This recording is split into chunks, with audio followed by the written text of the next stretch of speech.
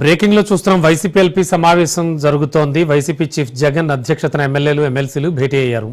ఈ సమావేశానికి ఎమ్మెల్యేలు ఎమ్మెల్సీలు హాజరయ్యారు. తాజా రాజకీయాలు, మండలిలో అనుసరించాల్సిన వ్యూహంపై కూడా చర్చించారు. ఇక రీసెంట్ డెవలప్మెంట్స్ మా కరెస్పాండెంట్ రమేష్ నాయుడు తెలుసుకుందాం. రమేష్, ఏం జరుగుతోంది, ఎటువంటి విషయాలు చర్చిస్తూ ఉన్నారు? రమణ, కొద్దిసేపటి క్రితమే వైఎస్ఆర్ కాంగ్రెస్ పార్టీ కేంద్ర కార్యాలయంలో పార్టీ అధినేత జగన్మోహన్ రెడ్డి అధ్యక్షతన వైఎస్ఆర్ కాంగ్రెస్ పార్టీ శాసనసభ పక్ష సమావేశమైంది. ఈ సమావేశానికి పార్టీకి చెందినటువంటి ఎమ్మెల్యేలు ఎమ్మెల్సీలు కూడా హాజరయ్యారు. ప్రధానంగా ఈ సమావేశంలో శాసన మండలిలో ఎమ్మెల్సీలు వివిధ ప్రజా సమస్యలకు సంబంధించి ప్రభుత్వం పైన ఒత్తిడి తీసుకొచ్చే అంశానికి సంబంధించి జగన్మోహన్ రెడ్డి ఎమ్మెల్సీలకు దిశానిర్దేశం చేయడం జరిగింది. శాసనసభ సమావేశాలకు వైఎస్ఆర్ కాంగ్రెస్ పార్టీకి సంబంధించిన ఎమ్మెల్యేలు హాజరు కావడం లేదు. జగన్మోహన్ రెడ్డికి ప్రతిపక్ష నేత హోదా ఇవ్వాలని ప్రధానంగా వైసీపీ డిమాండ్ చేస్తుంది. ఈ దిశగా ప్రభుత్వం చర్యలు తీసుకున్నటువంటి నేపథ్యంలోనే అసెంబ్లీ సమావేశాలను బాయ్కాట్ చేయడం జరిగింది.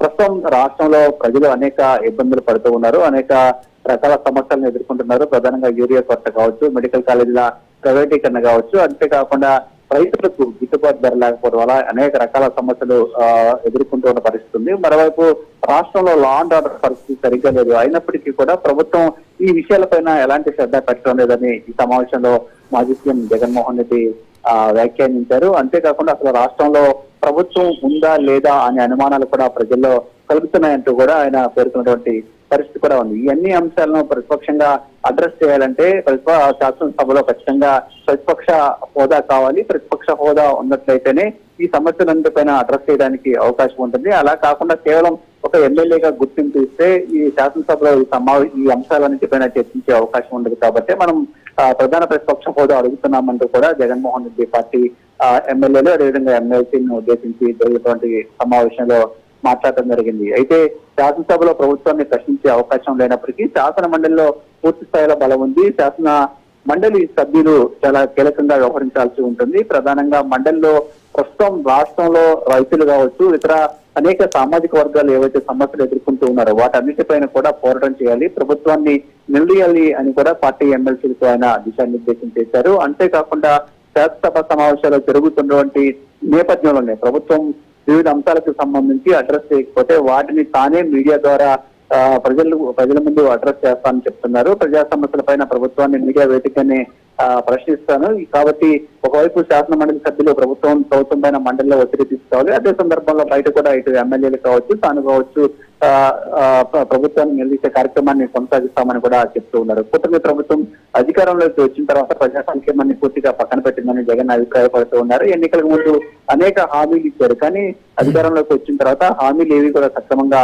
అమలు చేయడం లేదు. పైగా రైతులు కావచ్చు, ఇటువంటి విద్యార్థులు కావచ్చు, అదేవిధంగా అనేక సామాజిక వర్గాలకు సంబంధించిన వారు, వివిధ రంగాలకు సంబంధించిన వారు కూడా ఇబ్బందులు పడుతున్నారు. సో ఈ అన్నిటిపైన రానున్నటువంటి రోజుల్లో పోరాటం చేయాలంటూ కూడా పార్టీ ఎమ్మెల్యేలకు ఎమ్మెల్సీలకు జగన్మోహన్ రెడ్డి దిశానిర్దేశం చేసినటువంటి పరిస్థితి ఉంది.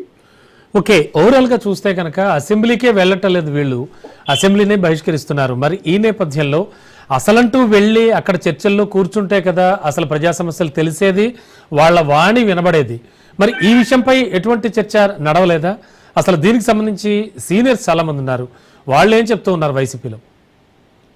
ప్రధానంగా మొన్నటి ఎన్నికల్లో వైఎస్ఆర్ కాంగ్రెస్ పార్టీకి కేవలం 11 ఎమ్మెల్యే స్థానాలే వచ్చాయి. ఎమ్మెల్యే స్థానాలు 11 వచ్చినటువంటి నేపథ్యంలో ప్రధాన ప్రతిపక్ష హోదా ఆ పార్టీకి దక్కలేదు. 18 మంది ఎమ్మెల్యేలు ఉంటేనే ప్రతిపక్ష నేత హోదా జగన్మోహన్ రెడ్డికి దక్కుతుందనేది అధికార పార్టీ మొదటి నుంచి చెప్తున్నటువంటి వాదన. అయితే జగన్మోహన్ రెడ్డి మాత్రం ప్రస్తుతం శాసనసభలో 4 పార్టీలు ఉన్నాయి. అందులో టీడీపీ, బీజేపీ, జనసేన అధికారంలో ఉన్నాయి. మిగిలినటువంటి ఏకైక పార్టీ వైఎస్ఆర్ కాంగ్రెస్ పార్టీ. కాబట్టి వైఎస్ఆర్ కాంగ్రెస్ పార్టీకి ప్రతిపక్ష హోదా ఇవ్వాలి. ప్రతిపక్ష హోదా ఇస్తేనే ఆయా ప్రజా సమస్యల పైన తాను మాట్లాడటానికి అవకాశం ఉంటుంది. కానీ ఒక ఎమ్మెల్యేగా మాత్రమే గుర్తిస్తే శాసనసభలో తనకు పార్టీకి ఉన్నటువంటి సంఖ్యాబలాన్ని బట్టి కేవలం 1 నిమిషం 2 నిమిషాలు మాత్రమే మాట్లాడడానికి అవకాశం ఉంటుంది. అలా మాట్లాడితే ప్రజా సమస్యలను ఎస్టాబ్లిష్ చేయడం సరిగా అయ్యే పని కాదు. కాబట్టి దానికి ప్రతిపక్ష నేత హోదా ఇవ్వాలని కూడా జగన్మోహన్ రెడ్డి మొదటి నుంచి కోరుతూ ఉన్నారు. ఈ అంశానికి సంబంధించి న్యాయ పోరాటం చేస్తున్నారు. కానీ ప్రభుత్వం మాత్రం ఈ విషయంలో ఎలాంటి సానుకూల నిర్ణయం తీసుకోవడం లేదు. అందులో భాగంగానే శాసనసభ సమావేశాలను వైఎస్ఆర్ కాంగ్రెస్ పార్టీ ఎమ్మెల్యేలు బాయ్కాట్ చేశారు. ప్రధాన ప్రతిపక్ష నేత హోదా ఇస్తే ఖచ్చితంగా తాము అసెంబ్లీ సమావేశాలకు వస్తాము, ప్రతిపక్ష హోదా ఉంటేనే ప్రజా సమస్యల పైన ఎక్కువ సమయం మాట్లాడడానికి అవకాశం ఉంటుంది, ఆ రకంగా ప్రజలకు న్యాయం చేయడానికి అవకాశం ఉంటుంది కాబట్టి ప్రతిపక్ష హోదా అడుగుతున్నామని కూడా జగన్మోహన్ రెడ్డి చెప్తున్నారు. ఆ దిశగా ప్రభుత్వం నిర్ణయం తీసుకొస్తుంది కాబట్టి శాసనసభ సమావేశాలను బహిష్కరిస్తామని చెప్తున్నారు. శాసనసభ సమావేశాలకు హాజరు కాకపోయినప్పటికీ ప్రజా సమస్యలను మీడియా వేదికగా ప్రస్తావిస్తాము, అంతేకాకుండా ప్రత్యక్ష పోరాటాల ద్వారా ఆయా ప్రజా సమస్యల పైన తమ పోరాటాలు కొనసాగుతాయి, వారికి న్యాయం చేసే దిశగా ప్రభుత్వం పైన ఒత్తిడి తీసుకొస్తామని మాత్రం జగన్మోహన్ రెడ్డి మొదటి నుంచి చెప్తూ ఉన్నారు. ఇక వైసీపీకి సంబంధించినటువంటి నేతలు కావచ్చు, ఎమ్మెల్యేలు కావచ్చు, వీళ్ళంతా కూడా జగన్మోహన్ రెడ్డికి ప్రతిపక్ష నేత హోదా ఇవ్వాలి. గతంలో చంద్రబాబుకి ప్రతిపక్ష నేత హోదా ఇవ్వడం జరిగింది, ఆయనకు శాసనసభలో పూర్తి స్థాయిలో మాట్లాడే అవకాశం కూడా ఇచ్చామని గుర్తు చేస్తూ ఉన్నారు. ఇక జగన్మోహన్ రెడ్డి కూడా ఈ సందర్భంగా ఒక విషయాన్ని గుర్తు చేస్తూ ఉన్నారు. గతంలో చంద్రబాబు నాయుడికి 23 మంది ఎమ్మెల్యేలే ఉన్నారు. కొంతమంది ఎమ్మెల్యేలను వైఎస్ఆర్ కాంగ్రెస్ పార్టీ వైపు